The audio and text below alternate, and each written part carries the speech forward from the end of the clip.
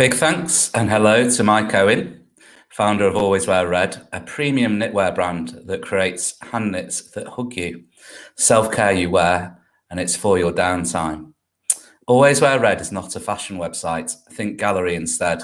Think art you wear. Think artists creating unique hand-knitted pieces and embroidered collaborations, one by one. Focusing on the creation of jumpers and scarves, Always Wear Red has a distinct and interesting brand belief that we invariably lead an upside-down life, where so little time is spent with those who matter most and doing what matters most. We so rarely gift ourselves permission to pause.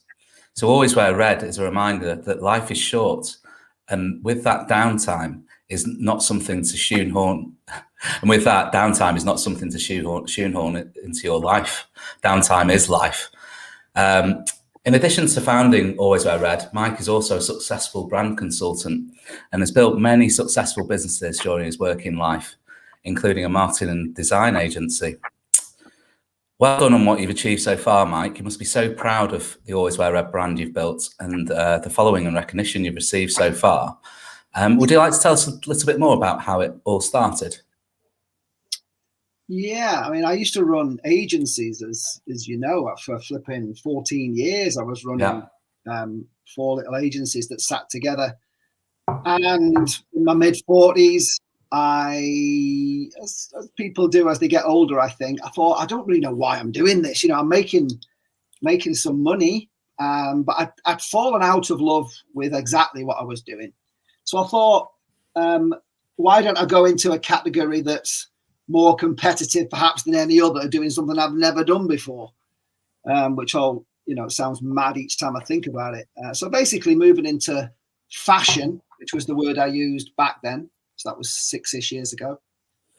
I just love the idea of creating something, Steve, because back in the day, I'm a furniture designer by trade. So I used to make things. Yeah. I just thought, 2 things really. I thought, I wonder if I can build a business to consumer brand, because I'd never built a business to consumer brand. I'd only built business to business brands, and I've done okay.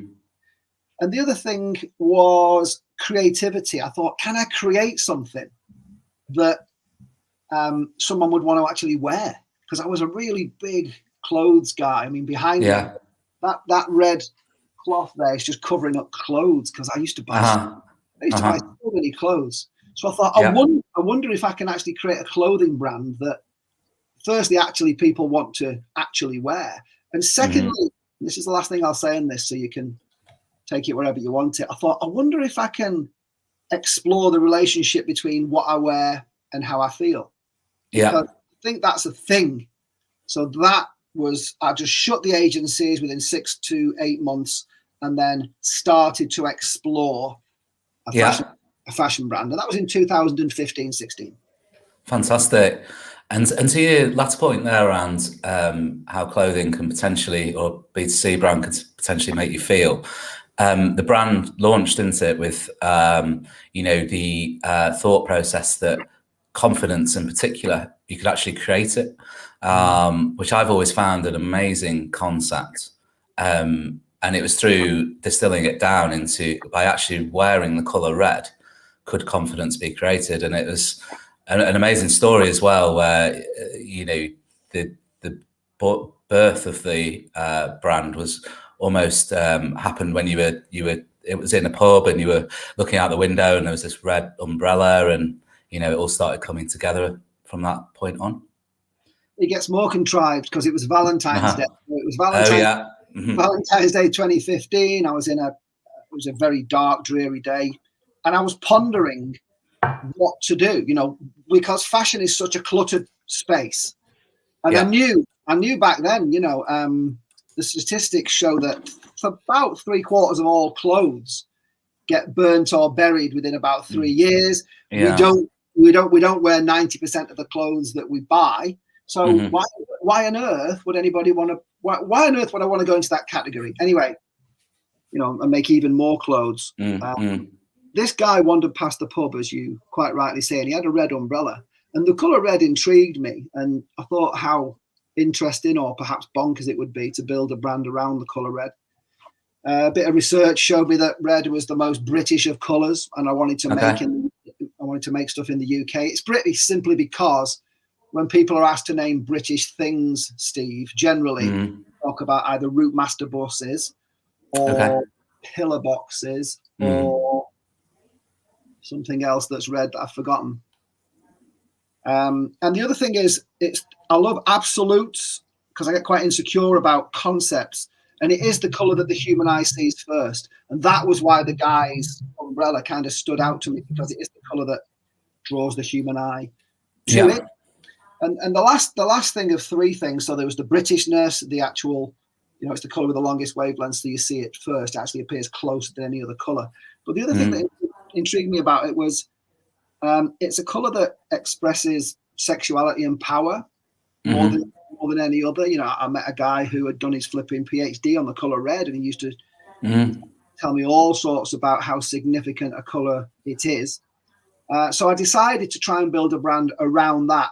Not everything we do is red, but every single thing we've ever created over 6 years has contained the color red. Yeah, it's an amazing concept. It is an amazing concept, and I'm sure you've obviously done a lot of research into the area. Referenced a couple of conversations, people you've met, and so forth. And I know from our friendship, our professional friendship, and I've done a bit of reading around as well. And there is sort of scientific thought processes out there that if you wear red, brightly coloured clothes, particularly red, if you're in a networking event or similar, it can have provide you with confidence and attract people to you and all that type of thing. It's really interesting concept and thought process to sort of go through. And that's still a belief that's retained today, isn't it? And the brand name obviously reflects Always Wear Red. It reflects that foundation it was built upon. But you've evolved the brand messaging since then, and the leading edge messaging in particular, towards, I mentioned in the introduction there, around downtime.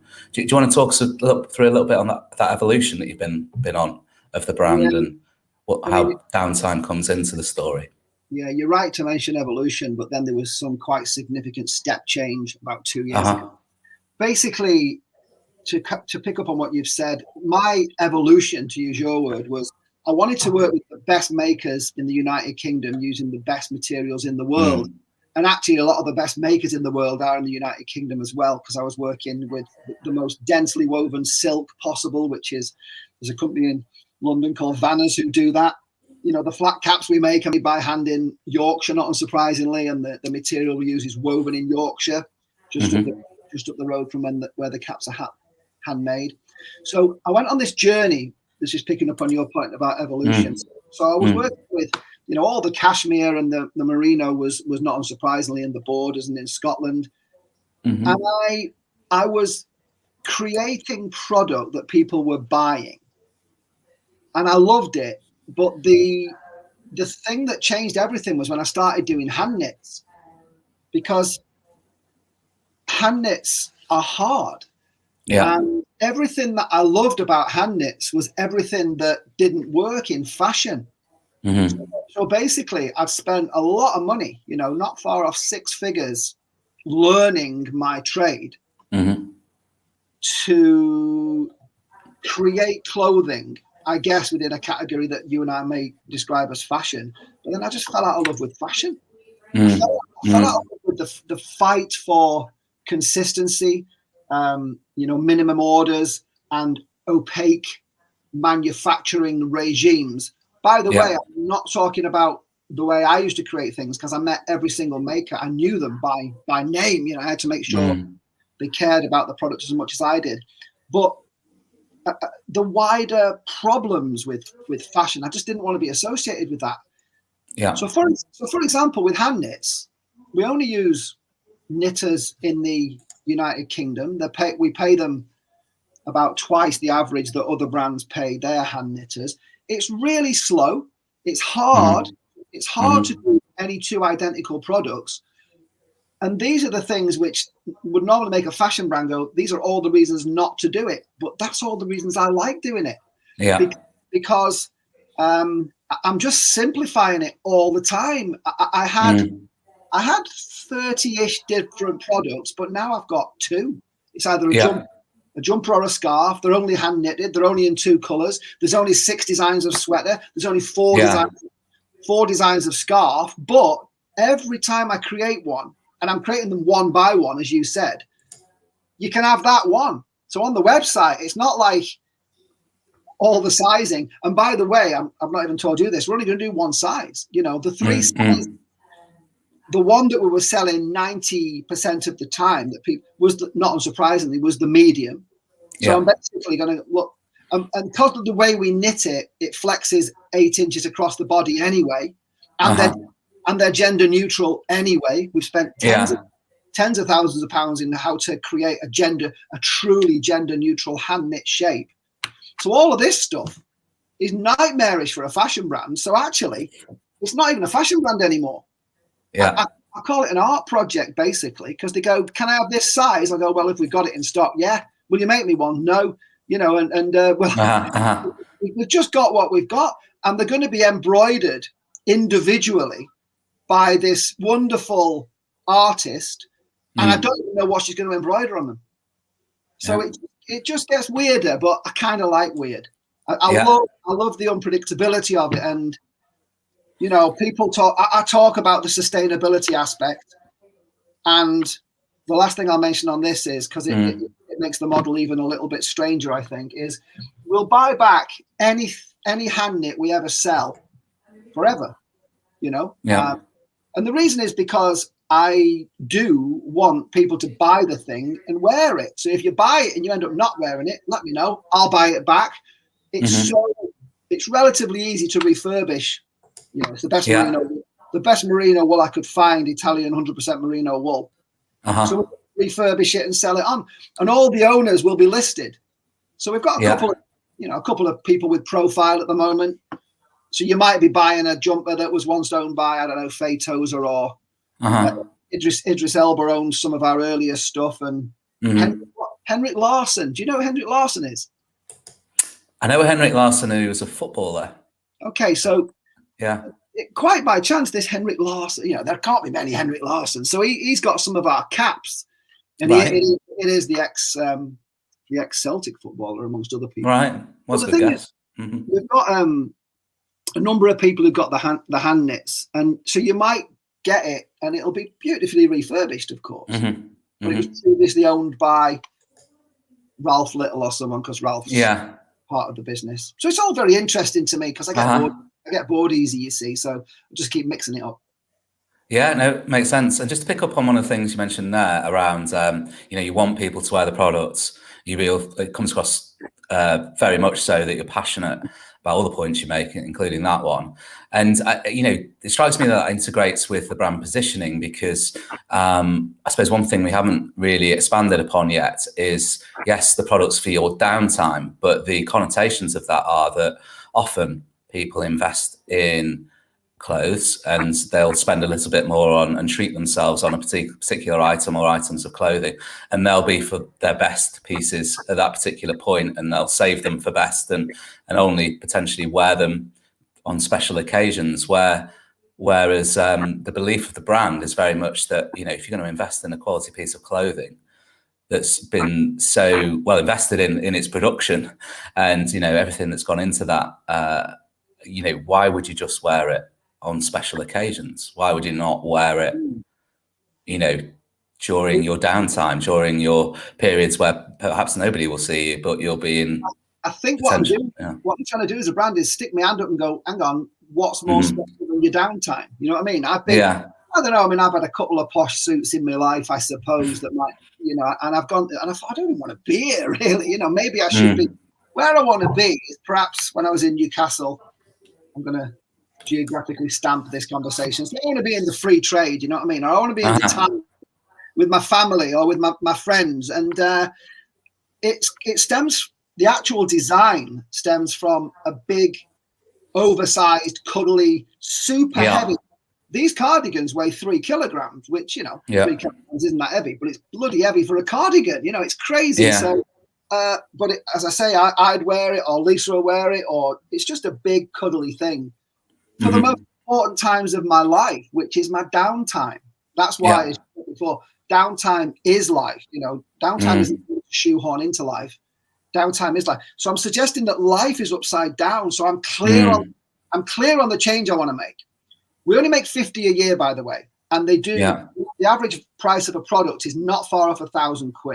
So they're not cheap, of course. You know, the entry level is 345 quid, and then most of the jumpers are above the £1,000 mark. So clearly it's an investment.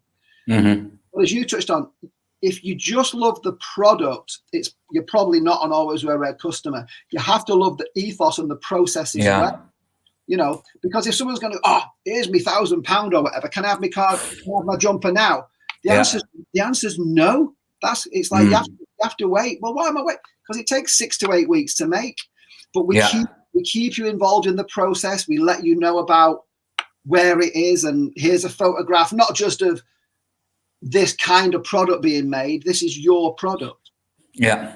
And I had to delay a whole load of them before Christmas 2021. 2020. Because that would be time travel, wouldn't it, if it was Christmas 2021? So Christmas 2020, I had to ring half a dozen people and say, it ain't coming. Do you want your money back? But luckily, none of them wanted their money back.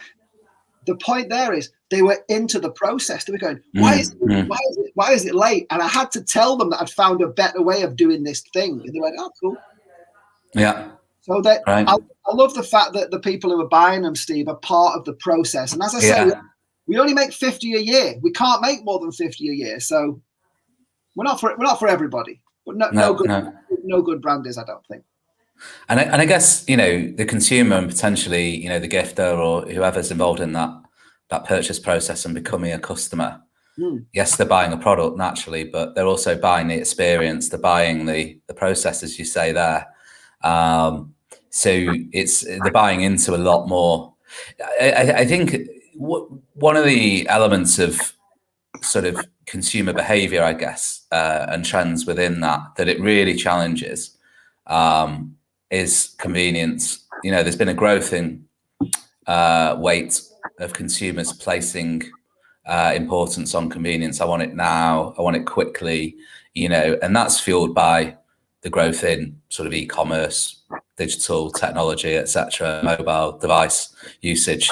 And you're almost flipping it on its head and saying, you know, for this level of quality, for this type of product, you're investing in a lot more, and actually those things don't come quickly. The things come to those who wait. So that's why I was rubbish at running a fashion brand, because of I'm not having a go at fast fashion, because actually there's an emergence, in my opinion, of some actually quite sustainably run faster fashion, or what we might call fast fashion. But I'm not trying to be anything other than what I like to do. And if that sounds, you know, and we either sell the stuff or we don't. And I'm not doing something which is completely foreign. But there is a difference, I think, between a husband or a wife or a boyfriend or a girlfriend giving it to, you know, his boyfriend or his girlfriend or whatever, and saying, look, here's an because this happened a little bit at Christmas. Here's an empty box. What, you got me an empty box?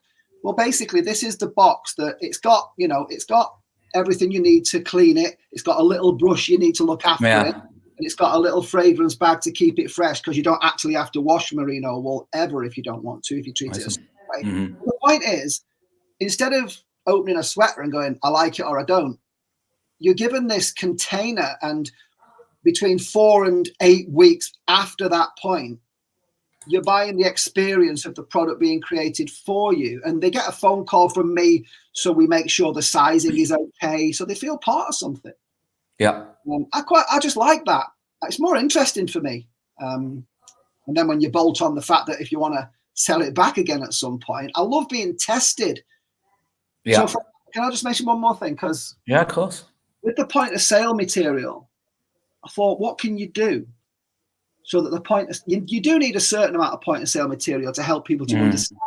It's one ingredient, you know, it's 100% merino wool, and it's Italian, and if it's a certain twisted, I wanted to tell people that.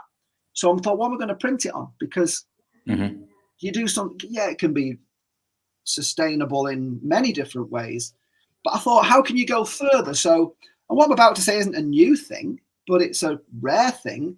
We basically I handwrite on a paper which is screen printed, obviously with ethically correct and ecologically correct inks. But I handwrite on this paper, and this paper's got seeds in it, so you don't throw it's like wildflowers. So I'm going a bit around the houses here, but the point is, every aspect of the product and the business is a test for me. You know, put that little recycling sign on, and chuck it in the recycle bin, and the paper will probably get recycled. No, don't do that. Plant it when you've read it and you understand how to look. Plant it, and it grows into wildflowers in the garden. So it's actually creating a positive reminder of. I love the fact. I mean, they're expensive, as I said, but you're buying into a way of thinking. And I've had people who want to know the other people. So there's a strange little community developing. And the people from the earlier, I mentioned earlier that we've only ever had 4 products returned from sales of around about 700, 800 transactions. So again, we're not a huge business, as you can tell. But because only 4 people have sent something back, people are clearly happy with what they've got, and they're following us through to the progression. So I like the fact that there's a community aspect to what Always Wear Red is doing as well. I think that's what I'm saying. No, it's great. And you know, knowing all the backstory, even from this sort of short conversation, the amount of information around you know, the production, the process, the depth of the creation, almost it's so different to a lot of fashion and apparel that's out. I mean, look, we're not classing you as fashion, but you know, playing in that sort of clothing space. And I wonder, you know, in this era, and quite rightly so, that we're seeing growth in trends around sustainability, people beginning to place more importance and wanting to know more from brands about their position around, you know, how do they create their product? Where is the material sourced? How is it manufactured? You know, because I think, you know, it's fair to say that if consumers knew if the information was openly available and widely known, I think a lot of brands would really struggle with that type of conversation across the clothing price point, even into more luxury, actually. So it's great that you're able to almost open the eyes of the audience and say, you know, why not ask these questions? Why not? Why aren't brands being more open about this type of thing? We're committing, you know. And short thing to say there is just a very short thing. A much better question than why is it so expensive is why is it so cheap? Because the answers you get from why is something so cheap are generally really bad, horrible answers. If someone asks me why something's so expensive, I'll tell them the story. And if they don't want to buy a product, that's fine. I'm just telling you what I believe in the way we do things. And if they want to go for it at that point, that's fine. But the point there is, why is something so cheap is a much more scary question to ask, because as I think you've implied, because of the answers that you get. Yeah, absolutely. Can I talk about chicken? Chicken? Yeah. If you'd like to. Yeah. The reason a chicken is so cheap is because the chickens that cost, you know, £2 or £3, they're allowed to live their life on an area the size of a piece of A4 paper before what happens to them. So I'm just illustrating to me and the hundreds of thousands of people listening that the question, you know, why is it so cheap? It's a horrible question to ask, because it does bring out some yucky things sometimes, I think. I'll stop talking about your reference to chicken sounds like someone who's moved to the countryside recently, but you're right. Very good. And I know from our previous conversations that Always Wear Red is obviously just part of what you do in it, but it integrates with other areas that you're sort of professionally interested in, you're involved in. You touched on yourself at the start of the conversation that you sort of from a marketing design agency background, but more recently, you know, you are a brand consultant, you write a really engaging, interesting blog 50odd.co.uk. How does Always Wear Red integrate into those other areas? How do you see it playing a role in that? Always Wear Red is a test, because a lot of consultants will consult and just consult, So I'm building a business to consumer brand here, which some things have worked really well. I've made a complete mess of some things, but I learn all the time. So I'm learning about how to build an interested, engaged audience around my own brand, because I'm quite good on the theory, but am I any good at the actual practice? With 50 odd, between 5,000 and 10,000 people read what I write every day. So I can build audiences. With Always Wear Red, I can build audiences, but can I convert them to buy product? But of course, if I was just being a brand consultant, so there's Always Wear Red over here, 50 odd over here. If I was just being a brand consultant, I'm only as good perhaps as I say I am. So these things are testing me, and I'm doing some things really well and some things really badly. But if I'm doing them badly for me and it's costing me a few quid, then it's not going to happen for the clients I work with, because I'm working I only work with 6 people a year as a consultant in the world of brand. And all I'm trying to do there, Steve, is get people to be braver. Yeah. Because I find most businesses boring, and most brands sound and look like everybody else in the category. So I'm trying to get them to be noticed. Yeah. Because if you're not noticed, then how can you even build a relationship? And I think bravery is the best way to get noticed, and bravery is often going the opposite way to the rest of the people in the category, which might bring us back to, why are you doing these crazy things with Always Wear Red, Mike? Yeah. And it's kind of joins the dots for me in my little brain, that kind of shenanigans. So that's how it all fits together for me. It's a test. Everything's a test. Yeah. And how do you find it, the dynamic of working on your own brands versus like a client's brand? Because I know it can often bring its own challenges, essentially, when you've got to look at your own creation and almost run it through a brand framework or any sort of similar approach that you may take for a client. It's often like really difficult, right?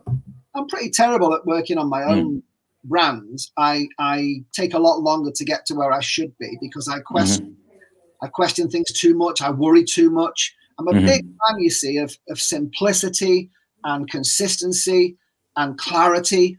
And it's hard to be those things with your own brand, not least because I get so bored, But it took me 5-ish years of doing things that weren't quite right for me with Always Wear Red to be in the one place where I found the product which I adored, because it was everything that was the opposite of what I've been doing for 5 years. Yeah. I was working hard to make as one does, to make as many products as quickly as possible with the margins as big as possible, whilst leaving as much value as possible in the brand. Yeah. In the product, sorry.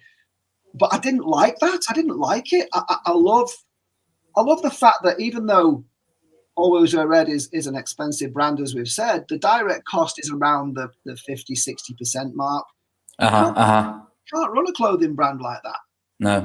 It's about 10 to 20% at the luxury end of the market, So we're looking at a gross profit of 80-ish% most of the time. So if one works out what it's cost, there's not a lot of value left in the product. With what I'm doing with Always Wear Red, I want to leave as much value in as possible. Yeah. But it costs me a load of money, and it gives me a load of headaches, coming back to your question about running your own brands. But if I can help other people and successfully help them to build brand, and I'm being paid to help brands over here, I can waste a bit of money on Always Wear Red over there. Excellent. And one last area, really. What would you say is the future? Which direction are we traveling in? Obviously, over the last 6 years, since inception back in 2015, it's evolved, as we touched on. Yeah. Do you have a view on where you want to take it? I know it's a difficult period as it is. We're sort of coming out of the pandemic and so forth, and certainty isn't. It's a difficult topic. So, but what's your thoughts? I'm more certain about Always Wear Red than I've ever been. And it's because of the simplicity. One jumper, 6 designs, zipped or not zipped, high neck or low neck, 4 scarf designs, long or short, a half scarf or a full scarf, as we call them. And I'm not going to change the designs probably ever, because I buddy up with a lady called Erika Ackerlund, who is a Finnish illustrator and embroiderer. And she's going to develop the products from my canvas. I have to find the best way to make them and look after the best makers, because we lose makers. And it's not because they're little old ladies who are 104 years old in a rocking chair. One of the guys who knits our stuff, big burly fella, if you're holding a flipping 3 kilogram and it gets heavier and heavier and heavier, his back wasn't working. You know what I mean? It wasn't. To answer your question, it's just trying to continually improve what I'm doing without broadening the focus. It's just getting better and better at doing one thing as well as I possibly can. But the magic of what Erika does is really intriguing for me. Yeah. The last thing I'll say perhaps on where the brand is going to go in terms of product is I don't know, because to repeat something I said earlier, I'm going to be sending in about a month and a half 6 cardigans and jumpers, which are going to retail at over £1,000 over to Norwich, where Erika is at the moment. And I'm not quite sure what she's going to do. She's going to she's bonkers, and I love her crazy mind, but I'm not quite sure. I know the quality of her work is world class, but what's actually going to illustrate and embroider? We call it graffiti embroidery. Yeah. All over these sweaters that are over £1,000 each. I just love the madness of that. Yeah. So I'm just going to keep getting a bit weirder is the short answer to your question about what's the future. Sounds great, Mike. I think it's intriguing. It breeds curiosity in me, and I know you well, and I know the brand relatively well as well. So I can just imagine that if you're new to the brand or a new customer, there's a lot to learn essentially and to engage with in the creation of the product and the brand story and everything it stands for, really. And thanks very much for creating it. You know, the world arguably needs more brands with such a depth to its story, really. And that brings us to a close. Thank you very much, Mike. Thanks for your time. Thanks for sharing all the information that you've shared. And take care. Thank you. See you soon. Thank you. Bye.